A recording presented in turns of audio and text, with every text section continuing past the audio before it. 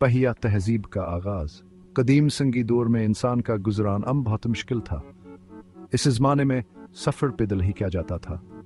फिर तकरीबन 3500 कबल मसीह में एक अजीम ईजाद हुई, पहिया। यह ईजाद मेसोपोटामिया में हुई। पहिए ने दुनिया बदल दी।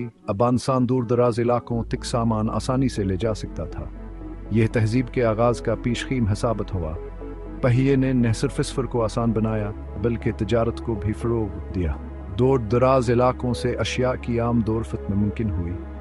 मिट्टी के बर्तन, अनाज और दूसरी अशिया की तजारत में इजाफा हुआ। पहिए ने माशरे को बदलने में अहम किरदार अदा किया। इब्तिदा में पहिए लकड़ी के बनाए जाते थे, मगर वक्त के साथ साथ की साख्त में बढ़ोतरी आती गई। मुख्तलिफ धातुओं का इस्तेमाल शुरू हुआ, जिससे पहिए ज़्यादा मजबूत और टिकाऊ हो गए। आज हम जदीद गाड़ियों से लुत्फ़ानंदोज़ होते हैं, मगर ये सबासी कदीम पहिए का ही नतीजा है। तांगा, सफ़र का निभाव। पहिए के ईजाद के बाद इंसान ने गाड़ियां बनाना शुरू कर दें।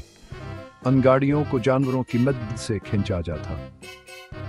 तांगा अभ्यासी सिलसिले की एक कड़ी है। यह एक हल्की फल्की गाड़ी है जिसे घोड़ा खींचता है।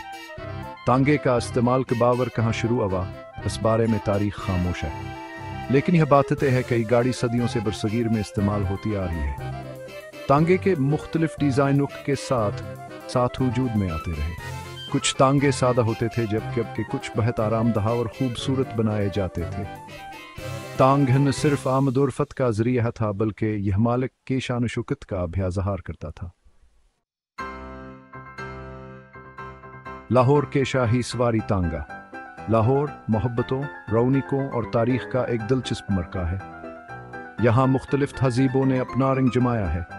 तांगा भी लाहौर के थकाफत का एक लाजमी जुज़ू रहा है। मुग़ल दौर में तांगा आमद और रफ़्त का एक अहम ज़रिया था।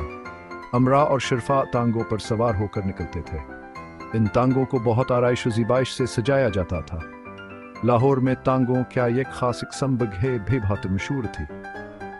ये तांग अपनी साख्त और आराइश की वजह से मुनफरद था। तांगे न सिर्फ लाहौर बल्कि पाकिस्तान के दूसरे बड़े शहरों में भी इस्तेमाल होते थे। कराची, पेशावर और रावलपिंडी में भी तांगे आमद और रफ़्त का एक अहम ज़रिया रहे हैं।